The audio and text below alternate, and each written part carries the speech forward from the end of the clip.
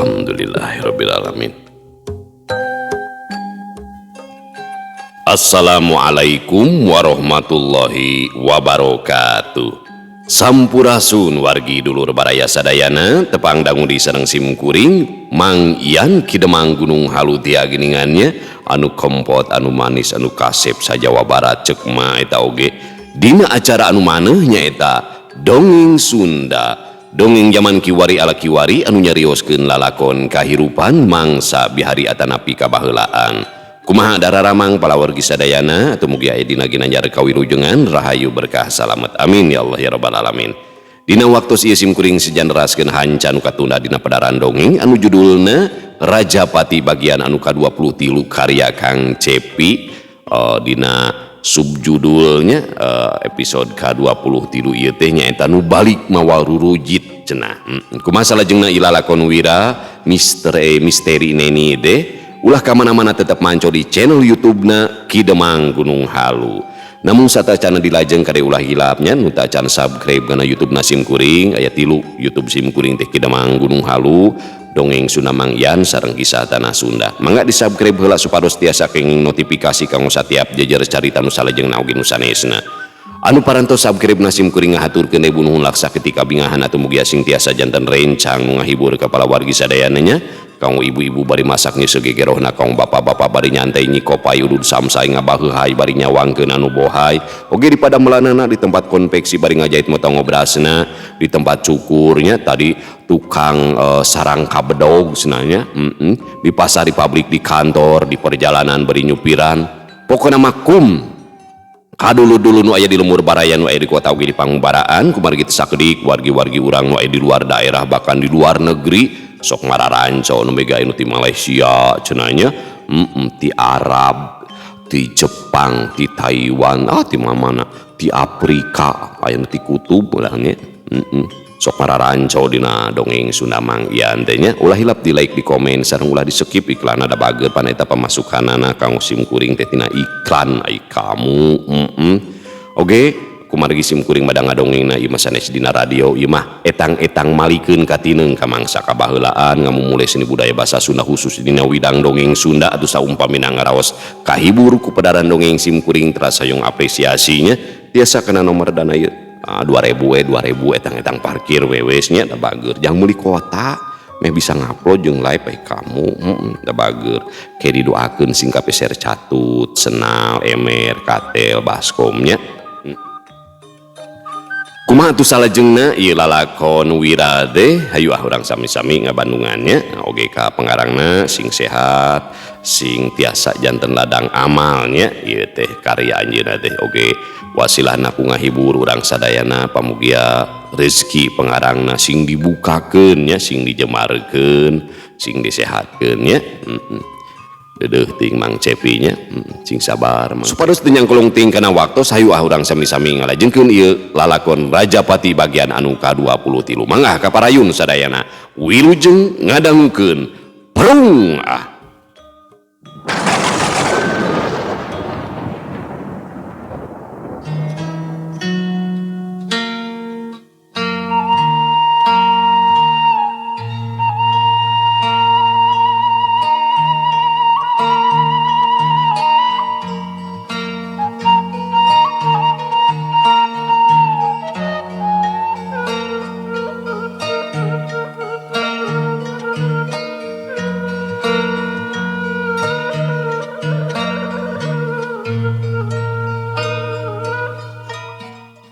Wanci isuk di Bakan Jati halimun nyingrai lalaunan bangun kaisinan ditempokeun panon poe dumeh katohian ngeukepan keneh lembur kalayan geugeut panon poe teu ieuh nyaram kalah imut dina sumiratna halimun ngahiang laun-laun teu nolih deui ka tukang lain punung ukur teu wasa awahi ngampe ka era.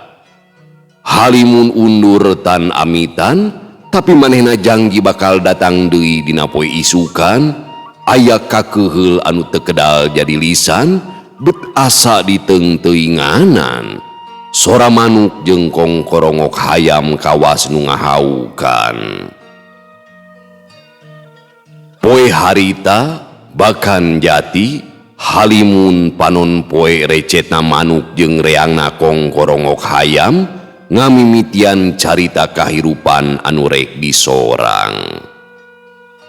Maesi di baturan Imas pakepuk olah asakan bari paguneman, indungna anu geus rempo ngakeul sangu anu diwadahan dina boboko, sedengkeun Imas nyang hareupan hawu ngagoreng tahu.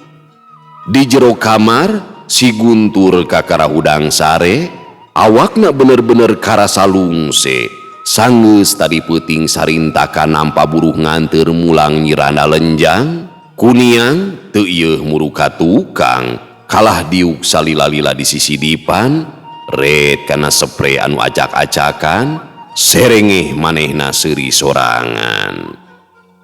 Di jero pawon seungit asakan beuki nyambuang, komo basa goreng asin ngajurujus dina katel mah, seungitna kawas anu ngabadug pisan kana cukang irung sakur anu ngambe. Saha eta teh Nyai? Pisalakeun anyar sugan? Ceuk Maesi bari ngageberkeun hihidna. Duka tuh mah. Ih, ari maneh kalah kanyebutkeun duka. Eta sugan kumaha? Teu acan kantenan dupina mah. Keun we kumaha engki kapayuna mah. Katingalina mah siga jalma bahagia budak teh. Jeung deui meuni mecak kitu eta tagregna. Mama, nah hendak kami ge kungsi ngalaman ngora atuh Nyi. Muhun mah, saya nama doakeun we supados abdi gaduh salaki anu nyaah lain ukur ka abdi wungkul, nanging sami nyaahna oge ka emma. Ceuk Imas bari ngareno sambel dina coet batu. Geus pasti atuh eta mah, unggal poe oge teu boleh didoakeun.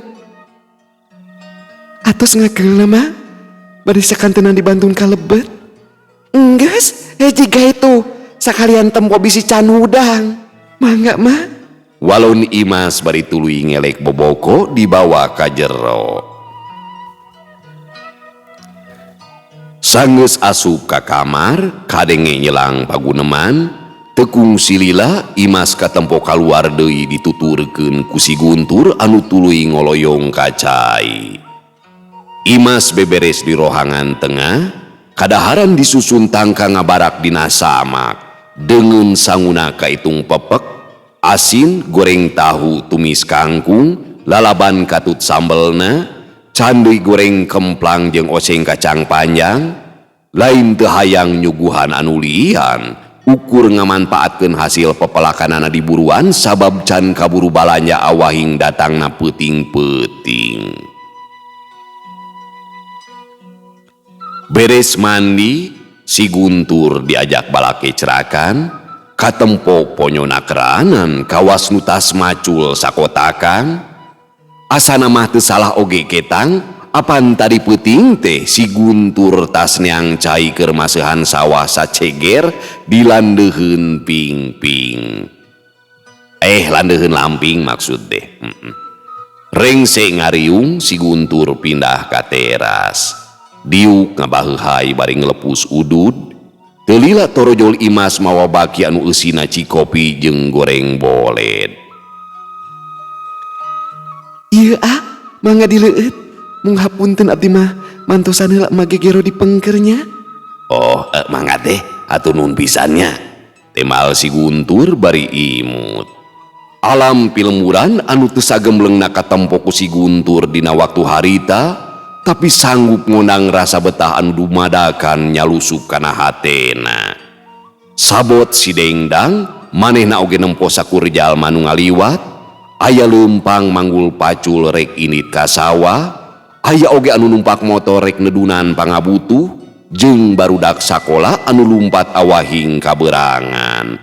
Can deui anu lalar liwat bari ngareretan, aya oge cenengsih anu lempang bari ngagusur kardus di talian ku tali rapia. Di jero dus aya anak kucing dimasiki. Ibu-ibu tika anggangan ting kecewis basa nempo aya lalaki di teras imah Maesi. Sahanya? Ceuk Binani bari ngagandong budakna. Teu apal, moal kitu bisa lakian si Imas. Temal Cuyuyun. Nah, apaan si Mas maker eueuh di lemurlin? Ceuk Binani kerung. Apaan geus datang ye?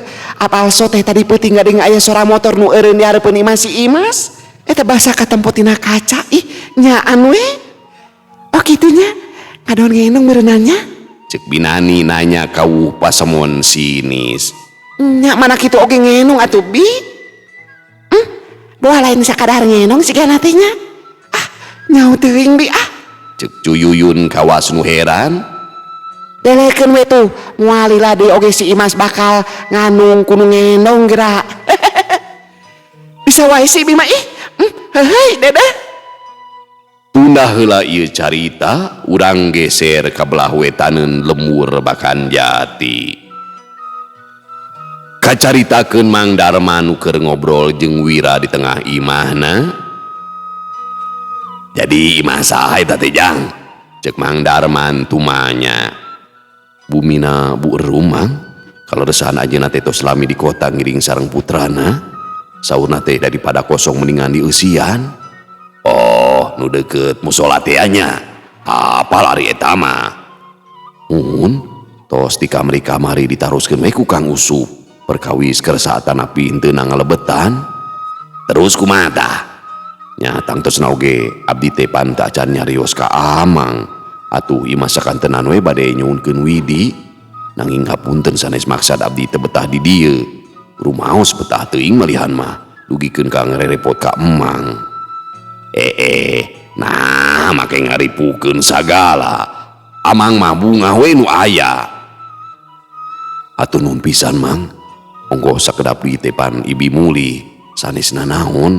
Abdi mah isin. Heueuh nya. Muni asa diingetan pisan. Isukan teh Ibi maneh minta dipapageun. Abdi terang poh Amang pon kitu deui Ibi sami bageurna. Malihan mah tika pungkur oge tos teu asa-asa. Nanging nya kitu teh sakali deui nyuhunkeun di Widian nya Mang. Heug atuh ari kitu mah. Keun da teu jauh ieu. Tapi kadenya ulah nepi ka nyamurna hidup teh kabongkar samemeh waktuna. Muhun Mang, diestokeun pisan. Amang teh jadi loba nampa beja ngeunaan kabisa hidup dina urusan anu kararitu. Kaleresan we eta Mang, lain anu jadi pikiran Amang mah. Nah, bet bisa kitu tah teh. Apaan sakanyaho mah hidup teh lain turunan atawa kabejakeun resep kana urusan gaib lin. Nu mawi abdi ge teu terang Mang. Malihan mah ayeuna teh abdi nuju mayunan hiji lalang si anu kantos kajantenan dina waktos kapungkur. Maksudna kumaha eta teh? Mang Darman beuki panasaran. Saleresna mah ti wangkid kajantenan maotna si Jenat. Abdi teh ngimpen di tepangan ku anu ngangkeun Nini Ismaya. Manawi teh cekap dugikeun ka dinya, sing horeng teu nyangki pisan. Geuning eta teh awalna abdi kabau dina urusan gaib. Abong jelema bager hidup majang. Tong boro warga Bakanjati. Dalah nu gaib oge resepeun. Amang milu bagja jeung reueus ku ngadengena. Sok atuh sing barokahnya. Abdi mah aya kereteg Bakanjati teh bakal langkung geunjleung Mang. Duh, asaku leuwang teuing atuh Jang. Keun ku perkawis maotna si Jenat. Eta mah pan keukeu ku urang oge nuju ditalungtik. Nanging imah baris katambihan ku perkawis hiji masalah nu aya pakuat pakait sareng warga Bakanjati anu kapungkur. Pami disebatkeun mah teu benten sareng anu diteundeun di hareun dihandeuleum sieum meureum eta teu benten sareng anu diteundeun di handeuleum sieum teh moal ami deui baris kaguar deui. Mang Darman beuki jero mikiran omongan Wira. Abdi teh terang kumaha percisna mah. Mung abdi gaduh kayakinan sapertos kitu. Mugi we urang sadayana ditebihkeun tina hal-hal anu teu dipiharep. Teu dipiharep kitu. Tah eta mah. Mugi we urang sadayana ditebihkeun tina hal-hal anu teu dipiharep. Amin amin. Mugi atunya. Kumaha ngeunaan si Pani teh? Tah perkawis eta mah sakumaha kasauran Amang. Abdi tos ngorek katerangan ti Mang Udin. Tah. Kumaha hasilna tah Jang? Cing sugahan geus meunang laratan. Saparantos ngobrol sareng Mang Udin, Pandi teh aya hubunganana sareng kejadian geuningan Mang. Nah bisa kitu kumaha eta teh jujutanana Jang. Mang Darman katempona teh heran tapi penasaran oge. Nya intina mah Pandi teh kantos ningali abdi sareng Neni basa mios ka undangan. Harita teh Pandi oge sami bade ka undangan oge. Mung bedo alatan kabujeng timburu ningal abdi sareng si jenak. Malihan mah tiburuan bumina pisan ningalna teh. Nah make bisa nyieun kasimpulan yen si Pandi teu salah. Cikan eta kumaha pangna? Saur Mang Udin, dinten eta mah Pandi teh teu ka mana-mana. Sabada ningali abdi sareng Neni teh teras we ngaringkep di kamar cenah. Mang Udin teh melangeun dugikeun ka anjeunna teu tega ngantunkeun bumi. Nanging teu sawatara lami nampi kabar wireh Neni aya nu nandasa di kebon pinus. Jadi ari kitu mah si Pandi teh memang teu salahnya. Duh, urang jadi boga dosa tuh Jang. Geus goreng sangka ka manehna. Muhun Mang, Pandi teh ayeuna mah di Kalimantan. Ari anu janten alesan angkatna mangrupi cara mapalirkeun hate ka Neni anu tos teu aya. Karunya teuing nya. Kitu paguneman antara Wira jeung Mang Darman dina waktu harita. Carita urang geser deui ngalanglang ka warung Bimimin anu aya di tengah pilemburan.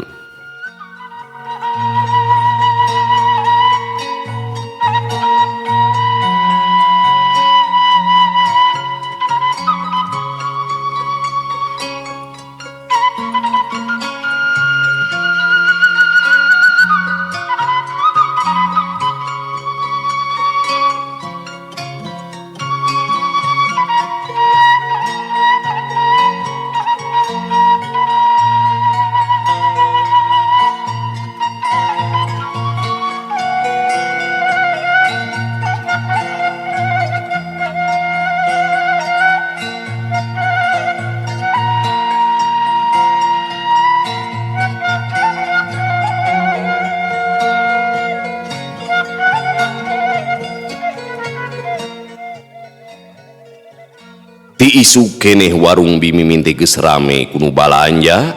Ari kitu nama pedah tayan wani kaluar peuting teh sabab lembur Bakan Jati beuki ngondang kasieun pikeun wargana. Jadi sakalieun aya pangabutuh dina waktu peuting mah leuwih hade diengkekeun heula kajeun ngadaguan isuk atawa beurangna bae. Cikopi ngebul tina sababaraha gelas anu kakara ditinyu ku Bimimin. Hasupna ngebul nyambuangkeun seungit anu mandiri, laju dibawa dibagikeun kanu geus pesen samemehna. Seungit gorengan bala-bala nu kakara dijait tina katel bangun anu embung kasilih ku seungitna Cikopi, sarua ngabibita kanu daratan sangkan dibeli. Di hareupeun warung, sababaraha lalaki diuk ngajajar nyang hareupan kadaharan. Kitu deui anu di bangkuan rimeh pisan ngobrol di barengan Cikopi jeung Kelepus Udud.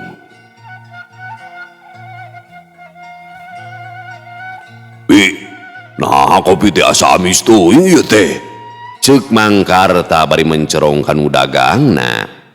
Alah, boha kami pahili salamingkeun sigana teh. Ceuk Bimimin mairan bari ngahuleng sajongjonan. Nyakun bae gedang, sugan param ku bala-bala. Tah kitu, sugan atuh bala-balana behak sapiring. Asal gratis we, tong boro sapiring, dalah sabasku moge moal teu dihayodan atuh. Ngeunah diehe teu ngeunah diehun ari kitu mah Karta. Nya nu matak ingetkeun atuh, ngarah teu patuker. Heueuh hampura, kawer kami teh, tah nu mantuan atuh dah. Rajeun aya bapana, kadon milu ngobrol geura itu tuh. Ceuk Bimimin bari nunjuk ku gado ka Mang Iseng anu keur uplek. Mang Karta teu nembal, kalah seuri koneng bari tuluy ngargot Cikopi.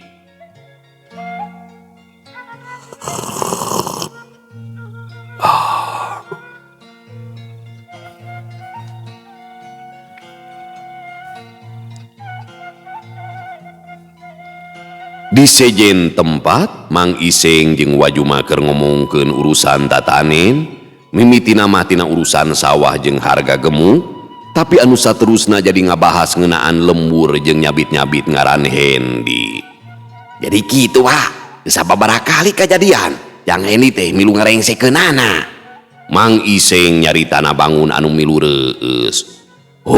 Kami ge ngadenge bejana Seng. Ku kabeneran pisan atunya. Sedang harengheng kieu di lumur urang teh. Kari-kari aya budak ngora anu anyar datang bari jeung aya kabisa. Tah, komo puting kamari mawa. Pas budak si Yoyo ujug-ujug ngada tepugu. Ceuk beja ti si Wahyu nu kabeneran harita nyaksian, cenah mah eta budak teh kasurupan. Hadena teh aya Jang Hendi. Teu hese geuningan ukur disingsieunan ku Tamang Dadung cenah. Da eta mah ngadadak cager budak teh. Nah si Yoyo teu nyarita ka kami geuningan. Apan kieu-kieu oge kami teh uat tegesna. Wage bisa nulungan nu kasurupan? Teu nyangka pisan. Lain bisa nulungan nu kasurupan atuh sia teh Iseng. Maksud kami mah ari aya karepe teh hog bebeja ka dulur. Lain rek nyagurkeun da kami mah teu bisa teuing barina oge. Kitu ari sugan teh wage bisa. Ceuk Mang Iseng ngabalieur ka isinan. Jol Mang Imid nyampeurkeun. Wah, damang, Kang Iseng. Pokna bari nyolongkrong ngajak sasalaman. Jagur Mid, sugan kakara balik di sawah hari lain. Cek Wajuma tumanya. Muhun wa, mun nempowe wungkul wireto samingon di ramet. Walon Mang Imid bari tuluy diuk di hareupeun Wajuma. Pok Mang Iseng mairan. Nah, kakara di ramet. Apaan pare teh geus jarangkung Lin? Nu dilandeuh Kang. Nu tos jangkung mah cakeut sawah nu akang. Heuh nya, kumaha caina aman? Alhamdulillah Kang, kabagian kene. Aya dugikeun ieu teh wa. Wajuma ngareret bari nyarita. Naon teh Amid? Abdi teh sanes bade pipilun kana urusan batur. Nanging asa aya nu ngagenet deuna mana ieu teh. Pami teu diugeut cing balik atuh ngomong teh. Nanging aya anu ngageunat tina mana pami teu didugikeun teh. Langsung nyarita we atuh Mid. Sok masalah naon? Tadi enjing teh abdi ka sawah, waktos ngalangkung ka bumina Imas, ningal aya pamoget tujuh ngagebra di terasna. Ngadenge kitu Mang Iseng haget nanya. Naon? Dedengean teh aya lalaki. Muhun Kang. Wajuma mairan deui. Nya kun bae atuh nu nganjang beureunana Mid. Ngan nganjangna ka sahanya? Ka Imas atawa ka indungna? Pan kabehanana oge randa eta teh. Tangtosna oge ka Imas wa. Da anom kene eta semah teh. Nya halus atuh ari kitu mah. Hartina sakudeung dia oge urang bakal nungkulan nu kawinan. Sugan we atuh kabagean sate. Mang Iseng teu kedal omongan. Ngadenge kitu teh hatena ngadadak panas ngaheab. Dadana karerab seuneu timburu anu ngabebelah. Laju ngagerentes. Adeuh, cilaka lamun seugnya teh. Aing bakal kaleungitan ieu. Duh, geuning Imas teh geus aya di lemur deui. Iraha datangna nya. Aing kuciwa mun seug balikna jeung lalaki lian teh. Padahal salila ieu teu sirikna peureum ka deuleu beuntak karasa. Pikir ngait ka manehna. Kunaon Seng? Nah cicing wae. Buat timburunya.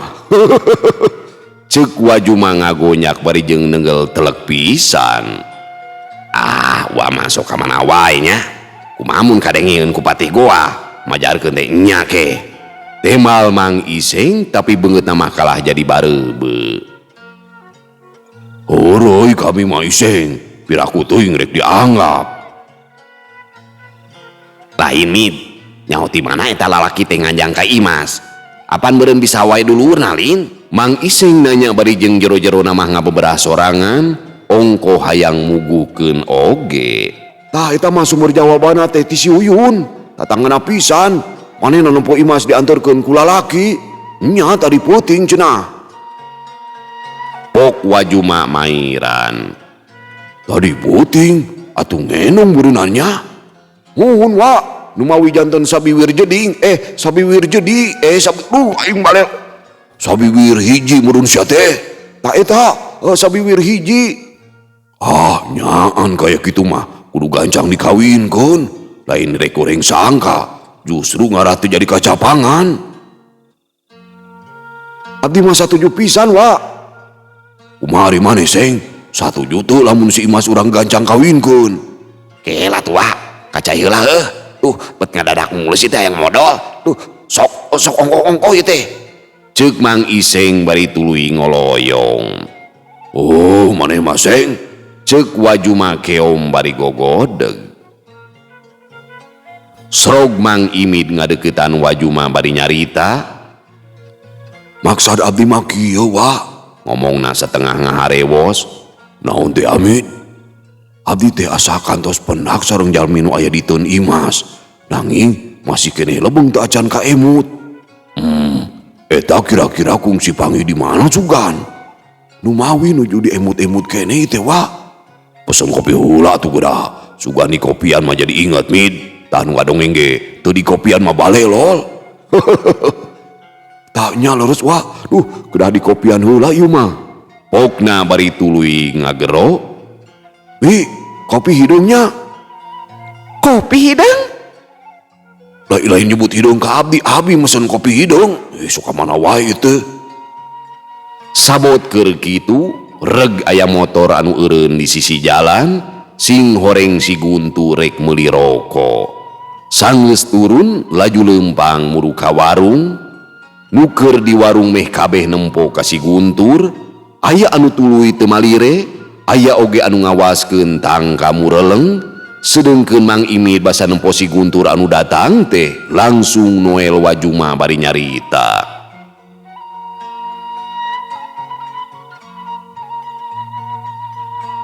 Panjang umur anu diobrolkeun teh jebul pisan. Eta jalmina wa. Eta anu keur diomongkeun teh nya. Nuhun wa, manawi ulah uninga. Tuh sidik euy, kaburu nukangan. Jikan urang tempo di ari balikna. Mangga prayogi naon, ah? Bimimi nanya kanu anyar datang. Nyuhunkeun rokok bu. Mangga palai rokok naon? Anu ieu sanes? Tah leres nu eta 3 bungkusnya. Ih, mung aya 2 bungkus deui geuningan, ah. Walon Bimimin bari ngasongkeun. Oh, hoyong sakantenan meser tadi nama supados teu ka warung deui.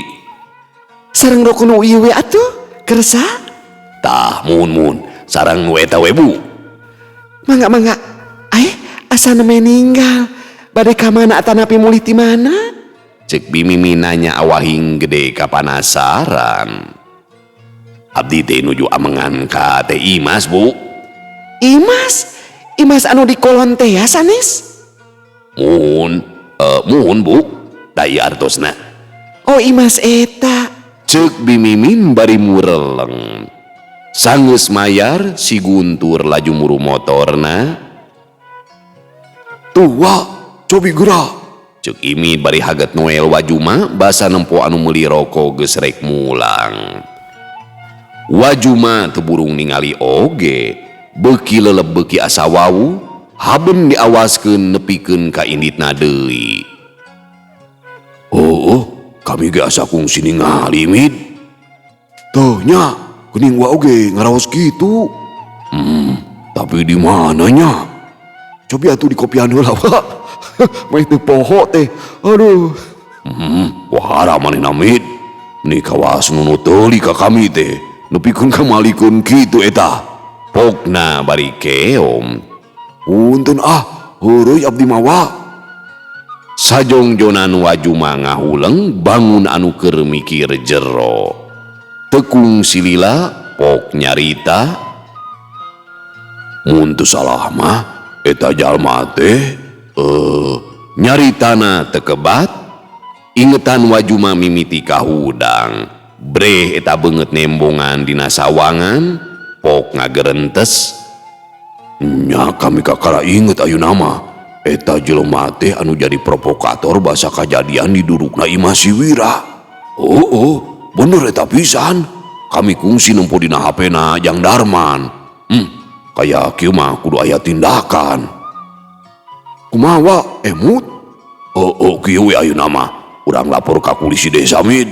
Nah, lapor ka Ici wa. Kami kakara inget yeuh. muntu salah eta teh nu jadi provokator basa ngaduruk imana si Wira. Ah, nu leres wa. Oh, muntu salah mah.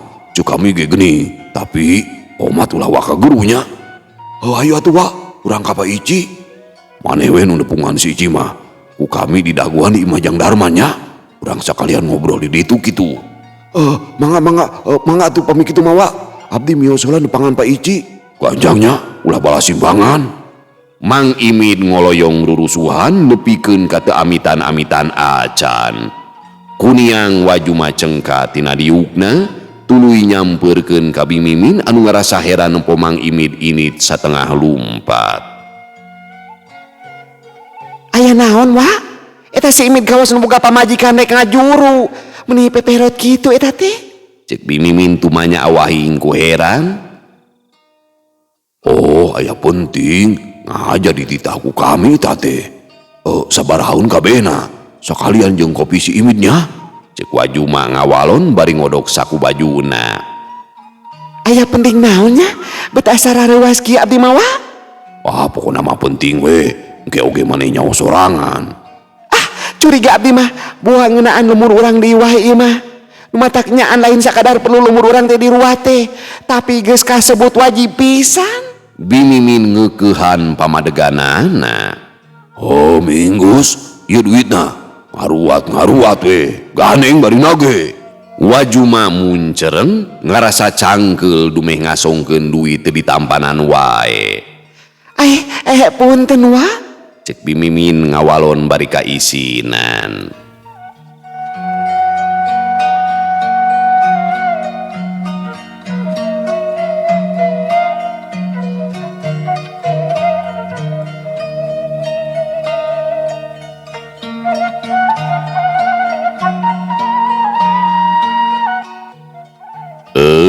Pamirsa sadayana waktosna geuningan parantos teu nyekapan deui nya. Kitu da resikonya. Mun aya randa di hiji lemur riweuh pada ngomongkeun nya, pada kasieunan nya. Awewe nu baruga salaki teh biasa. Matak teu sakedik nya randa-randa teh nu ngalumbara ka kota aya nu ka mana we kitu heuda. Manusiawinya sok harengheng panas ceuli gitu. Ade goreng anger we goreng gitu. Rana teh nya ngetak maneh tong ngarandakeun awewe gitu. Hayang kawin deui beda kagoda kudu ngora mikir teh maneh teh gara-garana. Yang nyeri pas jadi pamajikan.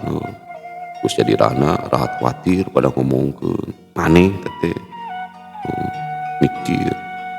Cag urang tuna dihanyuang siang, urang teuneun dihaneuleum sieum paranti nyokot ninggalkeun mangsa datang kasampeur deui.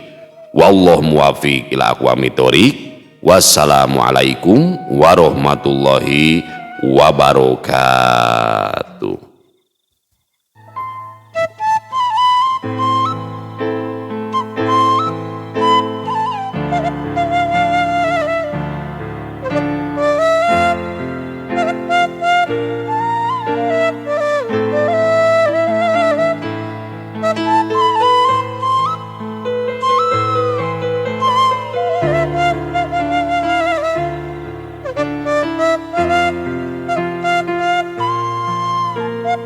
Thank you.